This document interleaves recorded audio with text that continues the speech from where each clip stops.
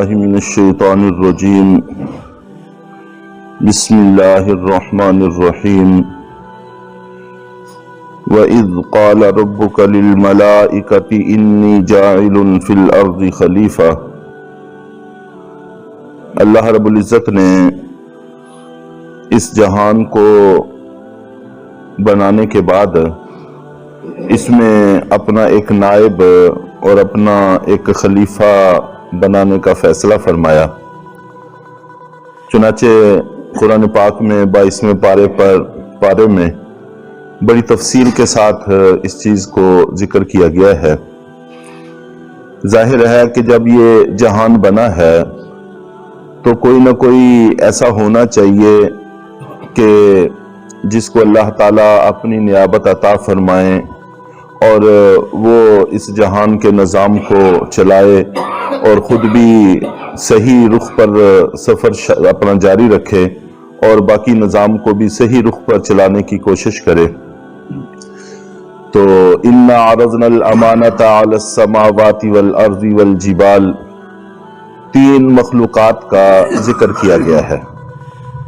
سب سے پہلے آسمانوں کا، پھر زمین کا، پھر پہاڑوں کا، کہ ہم نے یہ امانت اِنَّا عَرَضْنَا الْأَمَانَةَ، کہ ہم نے یہ امانت پیش کی، عَرَضْنَا الْأَمَانَةَ عَلَى السَّمَاوَاتِ وَالْأَرْضِ وَالْجِبَالِ، آسمانوں پر، زمین پر، پہاڑوں پر۔ جو ہمیں نظر آنے والی مخلوقات ہیں ان میں سے یہ 3 مخلوقات بڑی ہیں اور جن کی آخری حدوں کو دیکھنا بھی ہم عام لوگوں کے بس کی بات نہیں ہے، اور آسمان کی آخری حدوں کو تو اب تک نہ کوئی دیکھ سکا ہے، نہ ممکن ہے، نہ دیکھ سکے گا۔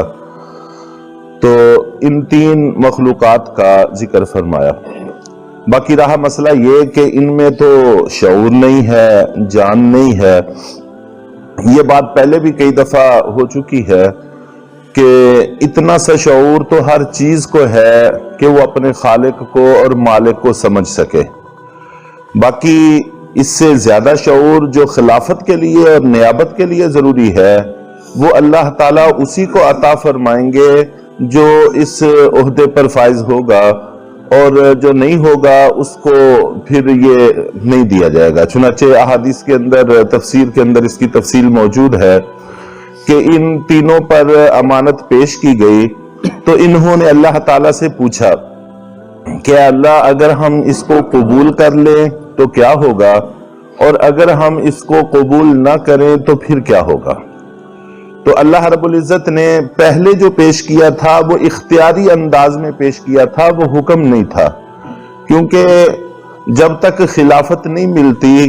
تب تک کوئی بھی مخلوق اللہ کے حکم کے خلاف کر ہی نہیں سکتی، کرتی نہیں ہے۔ اب بھی انسانوں اور جنوں کے علاوہ باقی کوئی مخلوق ایسی نہیں ہے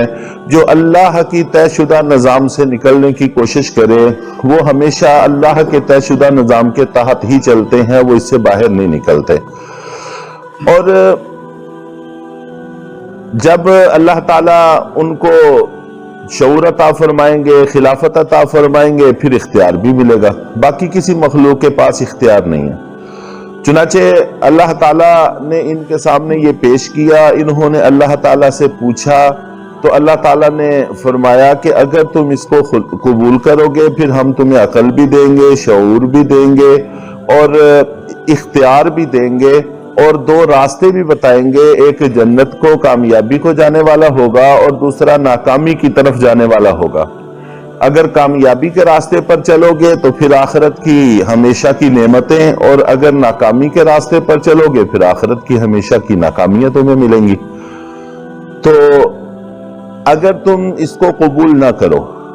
تو پھر جیسے چل رہے ہو ایسے ہی چلتے رہو گے، اور آخرت میں نہ کوئی جنت، نہ کوئی جہنم، اور دنیا میں نہ کوئی ذمہ داری، بس اسی طرح جیسے چل رہے ہو ایسے ہی چلتے رہو گے۔ تو آگے پھر بڑے واضح الفاظ میں موجود ہے کہ اِنَّا عَرَضْنَا الْأَمَانَةَ عَلَى السَّمَاوَاتِ وَالْأَرْضِ وَالْجِبَالِ فَأَبَيْنَ أَن يَحْمِلْنَهَا وَأَشْفَقْنَ مِنْهَا، کہ انہوں نے اس کو قبول کرنے سے انکار کر دیا، نہ کر دی کہ اللہ ہم نہیں لیتے، اور وہ اپنے انجام سے ڈر گئے، خوف زدہ ہو گئے کہ اگر خدا نہ خواستہ ذمہ داری کو نہ نبھا سکے تو آخرت میں جو سزائیں ہیں وہ بڑی سخت ہیں، اس سے بہتر ہے کہ عافیت کا راستہ ہو اور آخرت میں نہ جنت ہو نہ جہنم ہو۔ چنانچہ اللہ تعالیٰ نے ان تینوں کو پھر بری کر دیا، تینوں میں سے کسی کو بھی خلافت عطا نہیں فرمائی، اور نہ پھر ان کو ویسی عقل دی اور نہ شعور دیا اور نہ ہی اختیار دیا۔ تو حملہ الانسان، انسان کے سامنے جب اس کو پیش کیا تو انسان نے اس ذمہ داری کو قبول کر لیا۔ تو انسان نے قبول کیوں کیا تھا، اس پر بھی مفسرین نے کافی بحثیں فرمائی ہیں۔ وہ فرماتے ہیں کہ اصل میں مخلوقات تو ساری کی ساری اللہ کی ہیں، اور ہر مخلوق اپنے خالق کو چاہتی ہے اور اپنے خالق سے محبت رکھتی ہے، لیکن محبت کا جو عنصر اللہ نے انسان میں پیدا کیا ہے وہ کسی اور چیز کے اندر اللہ تعالیٰ نے نہیں رکھا۔ انسان کے اندر باقاعدہ طور پر اللہ نے محبت رکھی ہے، تو اسی محبت کے اندر آ کر اس نے انجام پہ نظر نہیں کی، باقیوں نے عقل سے کام لیا کہ اپنے انجام کو دیکھا، تو اس نے محبت کے جذبات میں دب کر اللہ کی طرف سے عطا ہونے والی اس چیز کو قبول کیا۔ تو پوچھا اس نے بھی تھا کہ اے اللہ، مجھے اگر میں قبول کروں گا تو کیا ہوگا، اگر نہیں قبول کروں گا تو کیا ہوگا؟ تو اللہ تعالیٰ نے فرمایا اگر نہیں قبول کرو گے، جیسے باقی چیزوں کو کوئی شعور نہیں ہے تو تمہیں بھی ہم اسی طرح کا بنائیں گے، تو جانداروں کو جتنا شعور ضروری ہوتا ہے اتنا شعور تمہیں دے دیں گے، اور اس کے ساتھ تم اللہ کے احکام کے مطابق زندگی گزار لو گے، اور اگر تم اس کو قبول کرو گے پھر تمہیں عقل بھی ملے گی، شعور بھی ملے گا اور اختیار بھی ملے گا، تو پھر کامیابی کا راستہ بھی ہوگا اور ناکامی کا راستہ بھی ہوگا، تو جس پر چلو گے اسی طرح کا پھل پالو گے۔ تو اس میں اللہ رب العزت نے ایک لفظ استعمال فرمایا تھا کہ تمہیں میں اپنا قرب عطا کروں گا، تمہیں میں اپنے قریب کر لوں گا، تم سے راضی ہو جاؤں گا۔ تو جب یہ قرب کی بات آئی تو پھر اس انسان نے کچھ نہیں دیکھا، بس یہ دیکھا کہ مجھے میرے محبوب کا قرب مل رہا ہے، قرب کی کوئی بات اس چیز میں ہے، تو چنانچہ فوراً قبول کر لیا اور کسی چیز کو نہیں دیکھا۔ اس لیے اللہ تعالیٰ نے فرمایا اِنَّهُ كَانَ ظَلُومًا جَهُولًا، کہ یہ انسان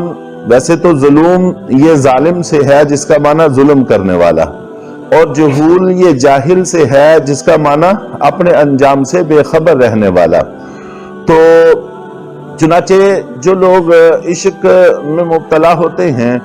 وہ ان کے اندر یہ دونوں وصف پائے جاتے ہیں کہ اپنی جان پر ظلم کرتے ہیں اور اپنے انجام پر نظر نہیں کرتے، عقل سے کام نہیں لیتے، جس کا نتیجہ ان کو بھگتنا پڑتا ہے۔ تو یہی چیز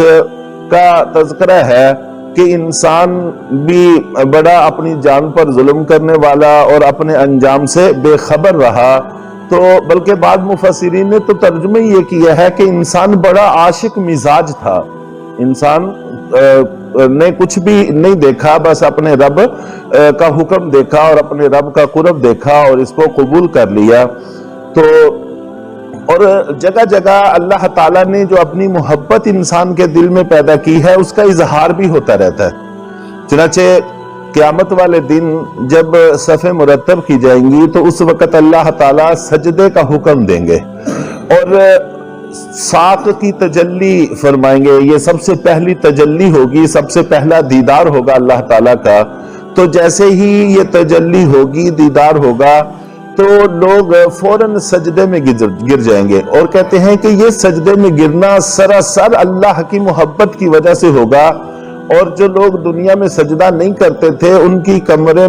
تختے کی طرح ہو جائیں گی، وہ نہیں جھک سکیں گے، اور نہ جھک سکنے کی وجہ سے وہ بڑے شرمسار ہوں گے کہ آج ہمارا محبوب سامنے ہے اور ہم کوئی بھی ادب بجا نہیں لا سکے۔